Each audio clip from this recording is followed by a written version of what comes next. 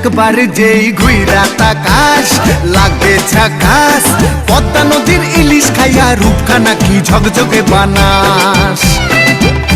একবার যেই ঘুইরা তাকাস লাগে ঝাকাস, পদ্মা নদীর ইলিশ খাইয়া রূপখানা কি ঝকঝকে বানাস।